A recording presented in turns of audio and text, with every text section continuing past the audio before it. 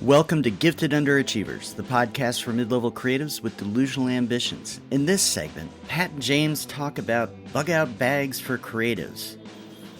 In other words, keep your creative projects really handy. Hey, Pat. Yes, James. So, we were having a conversation not too long ago where you were talking about that you live near volcanoes, a fault line creating earthquakes. I believe Vancouver gets regular tornadoes, hurricanes, and various other natural disasters. So you have a bug out bag that Yeah. is, when you need to get away from your coastal enclave because the tsunami waters are coming. And then we started thinking about what would be a creative person's bug out bag. Yeah. And you have an interesting take on it. Well, you hope it's interesting because you don't I do. actually know I my do. take. Yeah. Well, I did, so uh, my mother-in-law was from a farm in Alberta, and she was a big sort of not really a prepper, but that was the first time I'd gone into somebody's house and seen like a grocery store level of canned goods. In the Mhm. cupboard, like, just it shocked me because my parents had, like, 3 of everything, and that was it. They didn't even need 3, sometimes 2. Mhm. Sometimes they'd go down to 1 a can of whatever. So when, Rich and I moved to a house, with our kids, our 2 kids, Rich's mom gave us, I can't remember exactly how this happened, but anyway, we ordered these emergency bags online, bug out bags, right? So if there's a tsunami, you grab your bug out bag. It's got like pouches of water, drinkable water, etc., etc. Rich put in 2 grand in cash and a gold nugget in case we had to buy our way In case it really goes bad. past the zombie roadblock or whatever. Anyway, so I looked into the bug out bag from that point of view, and I was like, "Isn't this interesting?" Where are you going to put it that you're going to remember where it is, and you're going to be able to grab it on your way out? Because what if the tsunami's awash in your basement, and Yeah. that's where the bug out bag is? So there's a bit of that going on. But then I read this book. You probably read it too, by Twyla Tharp, The Creative Habit. Learn it and use it for life. Uh-huh. And she had sort of it made me think when you talked about bug out bag recently, it made me think of more than just, oh, there's this little gym bag that you need to have stuff in that you can leave town with. It She had kind of this system of keeping her creative projects really, really handy. Mm. So she would throw everything in one of those banker's boxes, like for any time when she had an idea, and she would fill up the box, like, because she's a choreographer, right? So there were Right, right. different, I don't even know what was in the box. I don't think she described it, but everything to do Mm. with that idea was in this one box. And then she had this other thing she would do, which is even as an when she stopped dancing, but she was still choreographing, like dancing, publicly.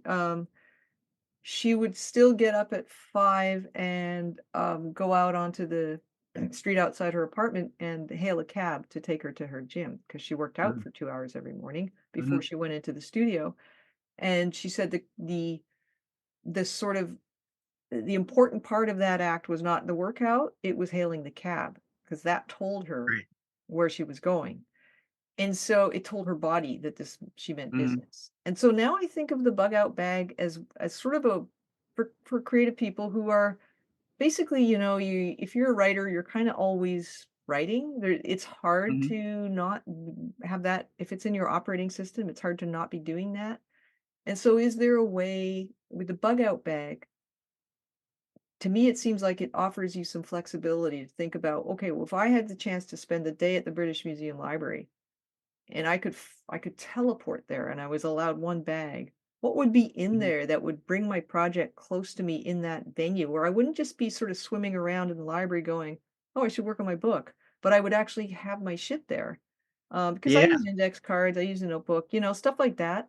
And it doesn't have to be everything, because right now, Mhm. the novel I'm working, the Frankenstein novel, it's in a shoebox because uh, I don't have a dedicated office to write in, I just write um, wherever I can clear the space, and I tend not to write in my work office, where I edit because there's not enough desk space, I'd have to change everything. So I think of the bug out bag as sort of a tool for flexibility, for being able to jump on your project when you get a chance, or if you Mhm, have to leave town, you think about where you're going to put your project, might not stay in the shoebox for me. I would probably put it in the front pouch of my knapsack or something.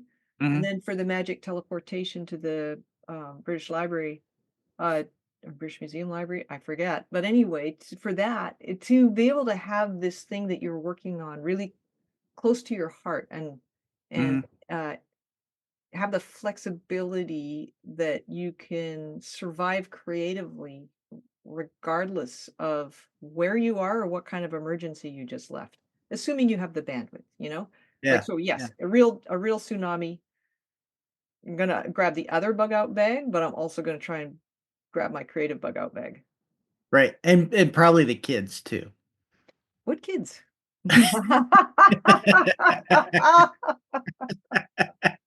Listen, don't trouble me with detail. Yeah, yeah, I know. Externality. Who's got the time? I've thought the bags through very carefully. Completely forgotten about my kids. Yeah. Yeah, that's typical good parenting there. Uh, we all do that. We all have those moments. Selfish monster, selfish monster. I'm sure if it came to it, I would definitely think about I would think, yeah, I'd write them a note. I'd it. reach into the bug out bag, pull out a little pad of paper, write about it. So they're so they're taken care of.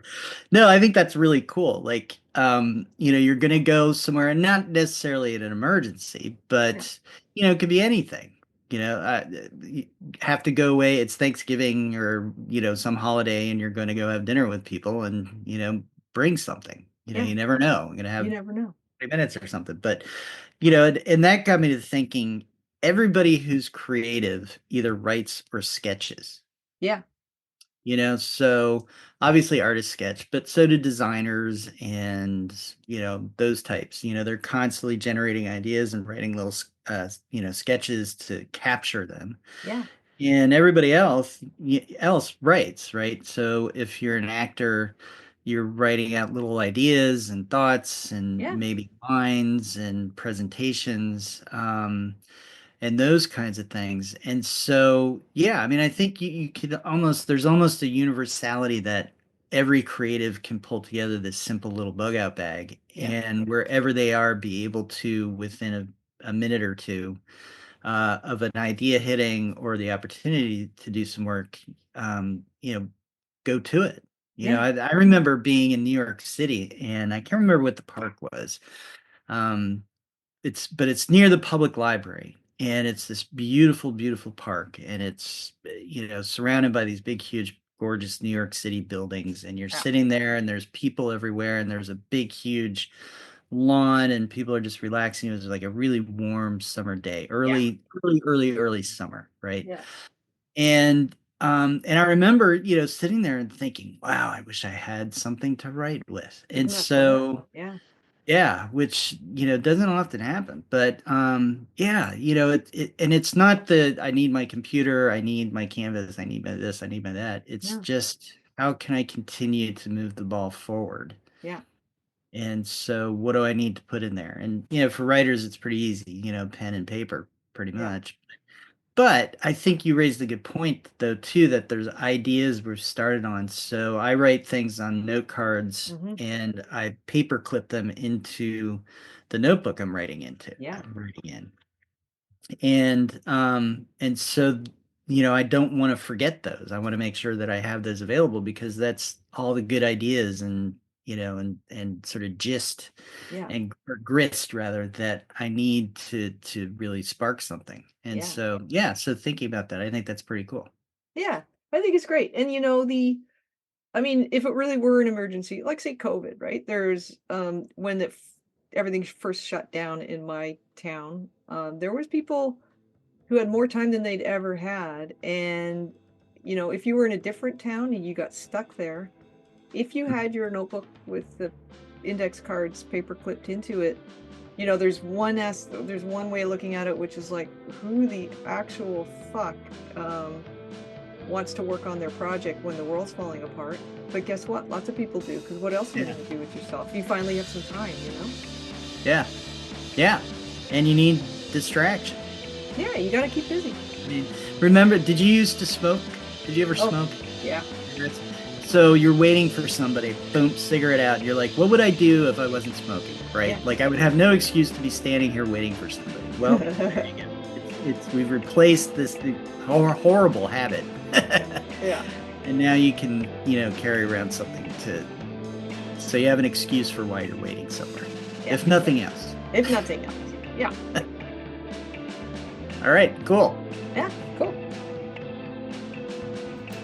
Thanks for listening to Gifted Underachievers, the podcast for mid-level creatives with delusional ambitions. We'd love to hear how we're doing, so please leave a comment, join our chat page, or send us an email at giftedunderachievers@substack.com. Also, please hit the subscribe and or share button. It really does help.